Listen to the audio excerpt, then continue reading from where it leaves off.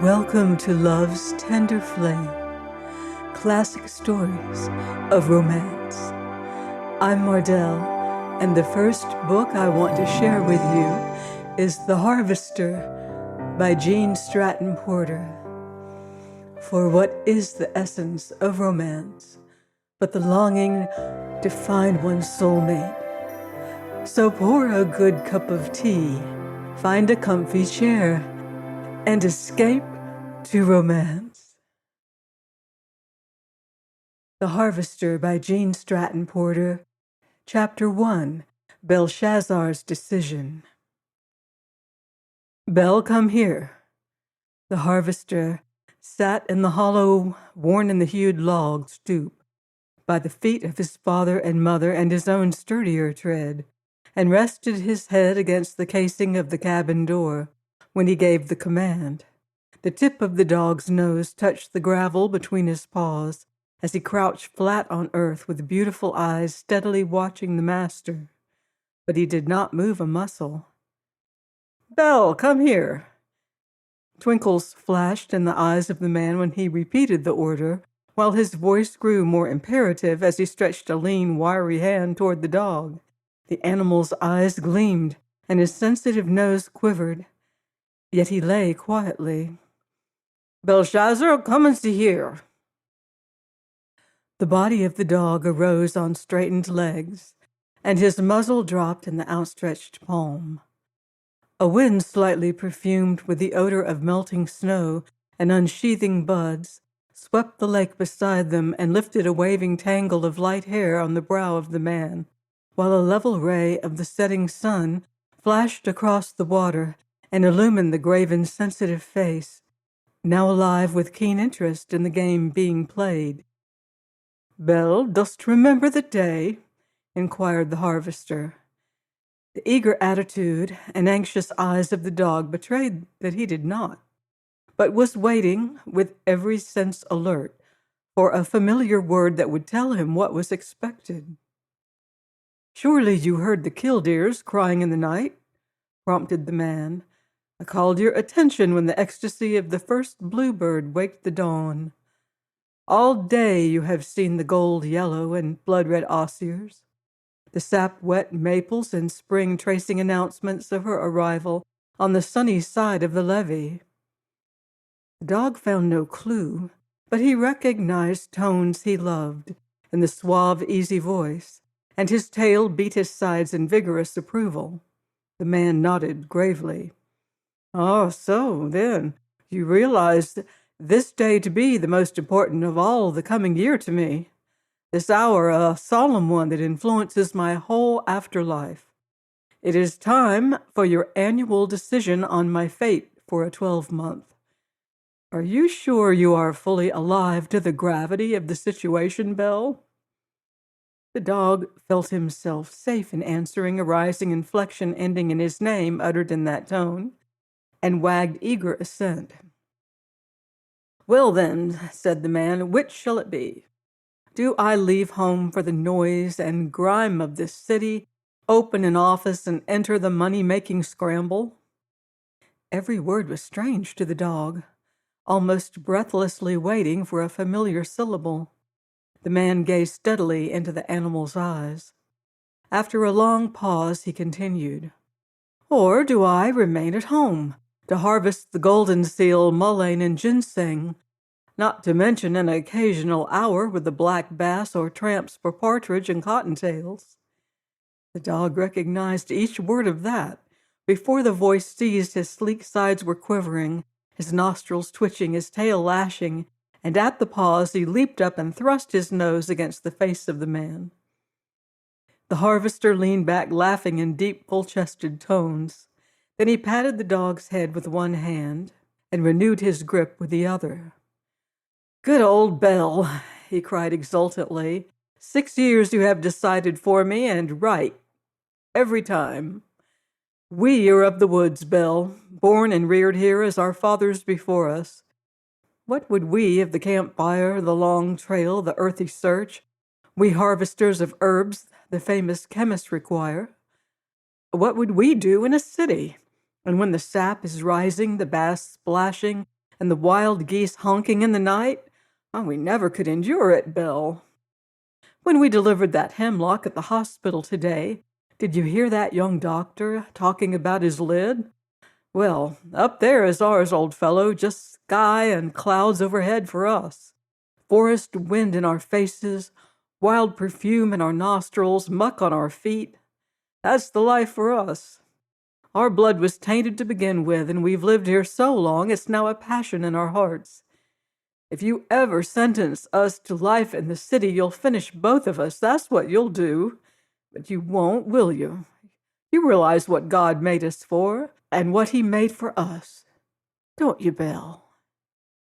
As he lovingly patted the dog's head, the man talked, and the animal trembled with delight. Then the voice of the harvester changed and dropped to tones of gravest import. Now, how about that other matter, Belle? You always decide that, too. The time has come again. Steady now. This is far more important than the other. Just to be wiped out, Belle, poof. That isn't anything, and it concerns no one save ourselves. But to bring misery into our lives and live with it daily, oh, that would be a condition to rend the soul. So careful, Belle. Cautious now. The voice of the man dropped to a whisper as he asked the question. What about the girl business? Trembling with eagerness to do the thing that would bring more caressing, bewildered by unfamiliar words and tones, the dog hesitated. Do I go on as I have ever since Mother left me, rustling for grub, living in untrammeled freedom? Do I go on as before, Belle? The harvester paused and waited the answer, with anxiety in his eyes as he searched the beast's face. He had talked to that dog as most men commune with their souls for so long and played the game in such intense earnest that he felt the results final with him.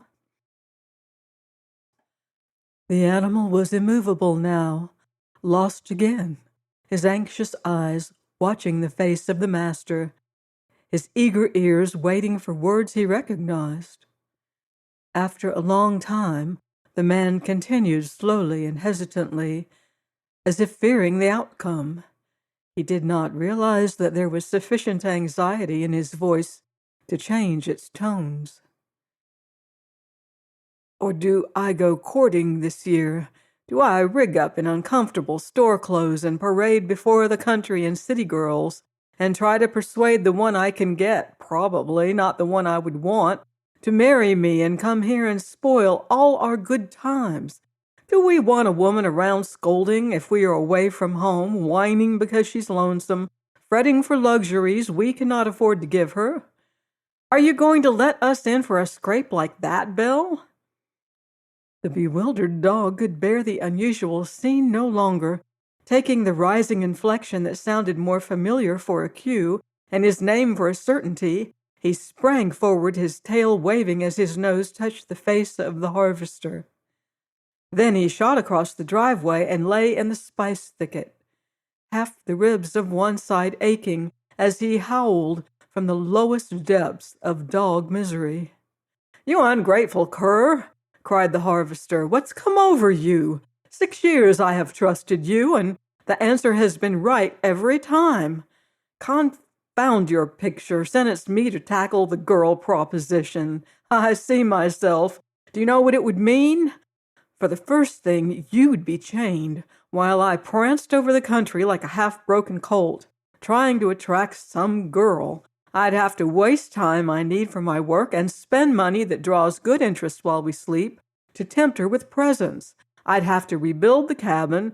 There's not a chance in 10 she would not fret the life out of me, whining to go to the city to live. Arranged for her here the best I could.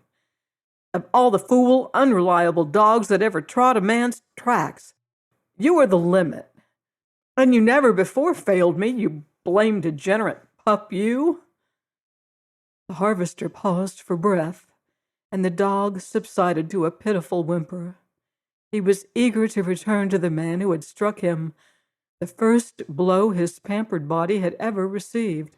but he could not understand a kick and a harsh word for him, so he lay quivering with anxiety and fear.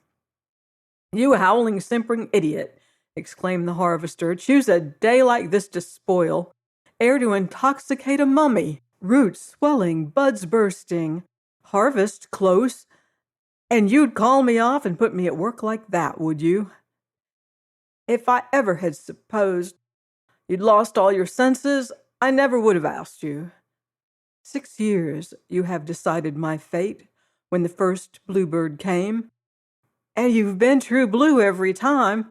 If I ever trust you again, but the mischief is done now. Have you forgotten that your name means to protect? Don't you remember it is because of that? It is your name? Protect. I'd have trusted you with my life, Belle. You gave it to me the time you pointed that rattler within 6 inches of my fingers in the bloodroot bed. You saw the falling limb in time to warn me. You always know where the quicksands lie. But you're protecting me now like sin, ain't you? Bring a girl here to spoil both our lives. Not if I know myself. Protect." The man arose and, going inside the cabin, closed the door. After that, the dog lay in abject misery so deep that 2 big tears squeezed from his eyes and rolled down his face. To be shut out was worse than the blow. He did not take the trouble to arise from the wet leaves covering the cold earth, but closing his eyes, went to sleep. The man leaned against the door and ran his fingers through his hair. As he anathematized the dog, slowly his eyes traveled around the room. He saw his tumbled bed by the open window facing the lake, the small table with his writing material, the crude rack on the wall, loaded with medical works, botanies, drug encyclopedias, the books of the few authors who interested him, and the bare muck-tracked floor. He went to the kitchen, where he built a fire in the cook stove, and to the smokehouse, from which he returned with a slice of ham and some eggs. He set the potatoes boiling, and took bread, butter, and milk from the pantry. Then he laid a small notebook on the table before him and studied the transactions of the day. 10 pounds wild cherry bark at 6 cents a pound, 60 cents. 5 pounds wahoo root bark, 5 cents a pound, $1.25. 20 pounds witch hazel bark, 5 cents a pound, $1. 5 pounds blue flag root, 12 cents a pound, 60 cents. 10 pounds snake root, 18 cents a pound, $1.80. 10 pounds bloodroot at 12 cents a pound, $1.20.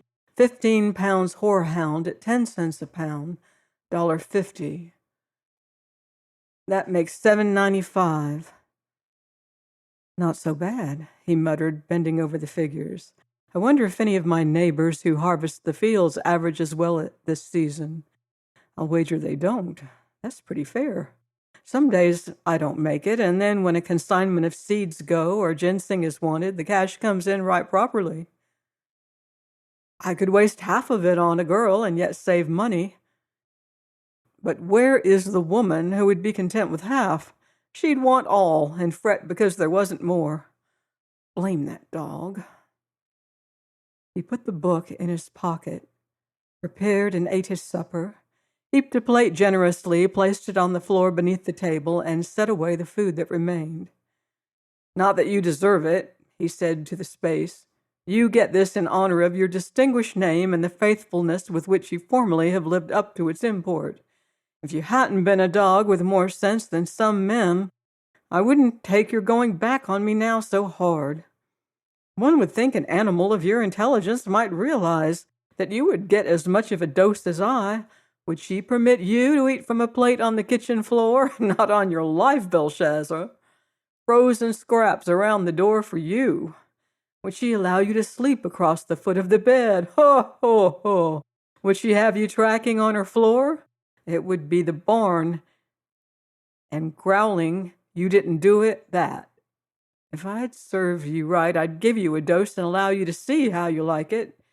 But it's cutting off my nose to spite my face, as the old adage goes. For whatever she did to a dog, she'd probably do worse to a man. I think not.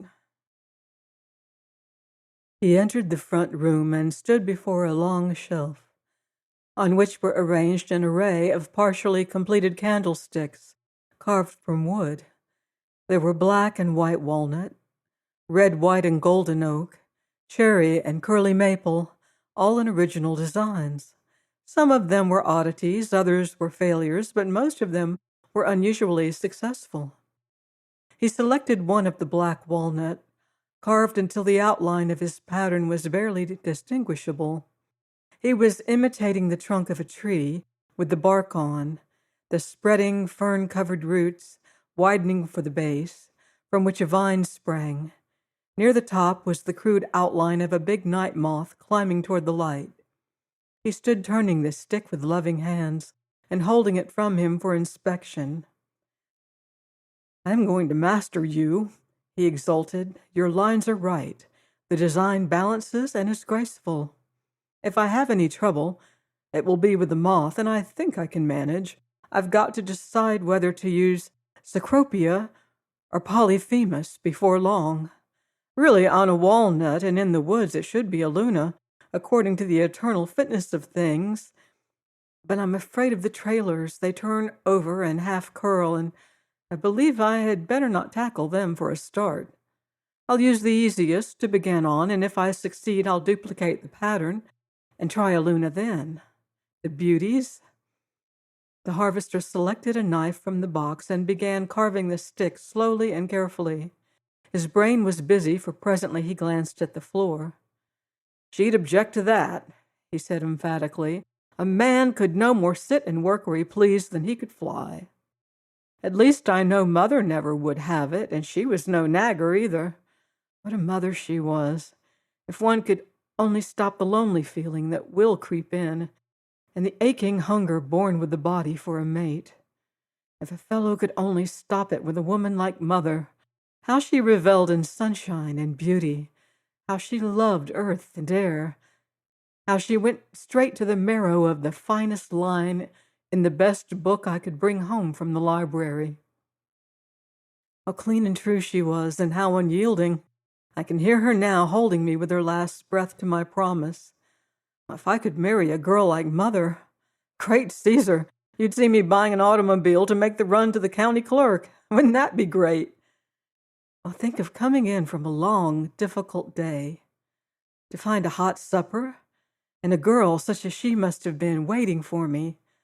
Belle, if I thought there was a woman similar to her in all the world, and I had even the ghost of a chance to win her, I'd call you in and forgive you. But I know the girls of today. I pass them on the roads, on the streets, see them in the cafes, stores, and at the library. Why, even the nurses at the hospital, for all the gravity of their positions, are a silly, giggling lot. And they never know that the only time they look and act presentably to me is when they stop their chatter, put on their uniforms, and go to work. Some of them are pretty then. There's a little blue-eyed one. But all she needs is feathers to make her a ha-ha bird. Drat that dog." The harvester took the candlestick and the box of knives, opened the door, and returned to the stoop. Belshazzar arose, pleading in his eyes, and cautiously advanced a few steps. The man bent over his work and paid not the slightest heed. So the discouraged dog sank to the earth and fixedly watched the unresponsive master. The carving of the candlestick went on steadily. Occasionally, the harvester lifted his head and repeatedly sucked his lungs full of air. Sometimes, for an instant, he scanned the surface of the lake for signs of breaking fish or the splash of a migrant water bird. Again his gaze wandered up the steep hill, crowned with giant trees whose swelling buds he could see and smell. Straight before him lay a low marsh, through which the little creek that gurgled and tumbled downhill curved, crossed the drive some distance below, and entered the lake of lost loons. While the trees were bare, and when the air was clear as now, he could see the spires of Onabasha 5 miles away, intervening cultivated fields, stretches of wood, and the long black line of the railway, and the swampy bottomlands gradually rising to the culmination of the tree-crowned summit above him. His cocks were crowing warlike challenges to rivals on neighboring farms. His hens were caroling their spring egg song. In the barnyard, ganders were screaming stridently. Over the lake and the cabin, with clapping snowy wings, his white doves circled in a last joyous flight. Before seeking their coats in the stable loft, as the light grew fainter, the harvester worked slower. Often he leaned against the casing and closed his eyes to rest them. Sometimes he whistled snatches of old songs to which his mother had cradled him, and again bits of opera and popular music he had heard on the streets of Onabasha. As he worked, the sun went down, and a half-moon appeared above the wood across the lake. Once it seemed as if it were a silver bowl set on the branch of a giant oak. Higher it rested a tilted crescent on the rim of a cloud. The dog waited until he could endure it no longer, and straightening from his crouching position, he took a few velvet steps forward, making faint whining sounds in his throat. When the man neither turned his head nor gave him a glance, Belshazzar sank to earth again, satisfied for the moment with being a little closer. Across Loon Lake came the wavering voice of a night love song. The harvester remembered that as a boy he had shrunk from those notes until his mother explained that they were made by a little brown owl, asking for a mate to come and live in his hollow tree. Now he rather liked the sound. It was eloquent of earnest pleading. With a lonely bird on one side and the reproachful dog eyes on the other, the man grinned rather foolishly.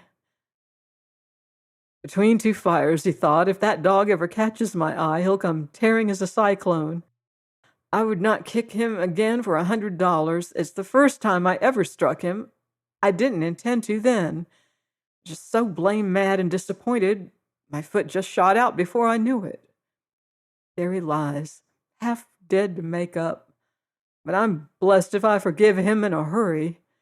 And there's that insane little owl screeching for a mate. If I'd start out making sounds like that, all the girls would line up and compete for possession of my happy home. The harvester laughed, and at the sound Belshazzar took courage and advanced 5 steps before he sank belly to earth again. The owl continued its song. The harvester imitated the cry, and at once it responded. He called again and leaned back, waiting. The notes came closer. The harvester cried once more and peered across the lake, watching for the shadow of silent wings. The moon was high above the trees now. The knife dropped in the box. The long fingers closed around the stick. The head rested against the casing, and the man intoned the cry with all his skill, and then watched and waited. He'd been straining his eyes over the carving until they were tired, and when he watched for the bird, the moonlight tried them, for it touched the lightly rippling waves of the lake and a line of yellow light that stretched straight across the water from the opposite bank, directly to the gravel bed below, where lay the bathing pool. It made a path of gold that wavered and shimmered as the water moved gently, but it appeared sufficiently material to resemble a bridge spanning the lake. "Seems as if I could walk it," muttered the harvester. The owl cried again, and the man intently watched the opposite bank. He could not see the bird, but in the deep wood where he thought it might be, he began to discern a misty, moving shimmer of white. Marveling, he watched closer. So slowly he could not detect motion, it advanced, rising in height and taking shape. "Do I end this day by seeing a ghost?" he queried. He gazed intently and saw that a white figure really moved in the woods of the opposite bank. "Oh, must be some boys playing fool pranks," exclaimed the harvester. He watched fixedly with interested face, and then amazement wiped out all other expression, and he sat motionless, breathless, intently looking. For the white object came straight toward the water and at the very edge unhesitatingly stepped upon the bridge of gold, and lightly, easily advanced in his direction. The man waited. On came the figure, and as it drew closer, he could see that it was a very tall, extremely slender woman, wrapped in soft robes of white. She stepped along the slender line of the gold bridge with grace unequaled. From the water arose a shining mist, and behind the advancing figure a wall of light outlined and rimmed her in a setting of gold. As she neared the shore, the harvester's blood began to race in his veins, and his lips parted in wonder. First she was like a slender birch trunk. Then she resembled a wild lily, and soon she was close enough to prove that she was young and very lovely. Heavy braids of dark hair rested on her head as a coronet. Her forehead was low and white. Her eyes were wide-open wells of darkness, her rounded cheeks faintly pink, and her red lips smiling invitation. Her throat was long, very white, and the hands that caught up the fleecy robe around her were rose-colored and slender. In a panic, the harvester saw that the trailing robe swept the undulant gold water but was not wet. The feet that alternately showed as she advanced were not purple with cold, but warm with a pink glow. She was coming straight toward him, wonderful, alluring, lovely beyond any woman the harvester ever had seen. Straightway the fountains of 26 years' repression overflowed in the breast of the man, and all his being ran toward her in a wave of desire. On she came, and now her tender feet were on the white gravel. When he could see clearly, she was even more beautiful than she had appeared at a distance. He opened his lips, but no sound came. He struggled to rise, but his legs would not bear his weight. Helpless, he sank against the casing. The girl walked to his feet, bent, placed a hand on each of his shoulders, and smiled into his eyes. He could scent the flower-like odor of her body and wrapping, even her hair. He struggled frantically to speak to her as she leaned closer, yet closer, and softly but firmly laid lips of pulsing sweetness on his in a deliberate kiss. The harvester was on his feet now. Belshazzar shrank into the shadows. "Come back!" cried the man. "Come back! For the love of mercy, where are you?" He ran stumbling toward the lake. The bridge of gold was there. The little owl cried lonesomely. And did he see, or did he only dream he saw, a mist of white vanishing in the opposite wood? His breath came between dry lips, and he circled the cabin, searching eagerly. But he could find nothing, hear nothing, save the dog at his heels. He hurried to the stoop and stood grazing at the molten path of moonlight. 1 minute he was half frozen, the next a rosy glow enfolded him. Slowly he lifted a hand and touched his lips. Then he raised his eyes from the water and swept the sky in a penetrant gaze. "My gracious Heavenly Father," said the harvester reverently, "would it be like that?" Join me next week for Chapter 2 of The Harvester by Stratton-Porter on love's tender flame. Until then, love deeply and live beautifully.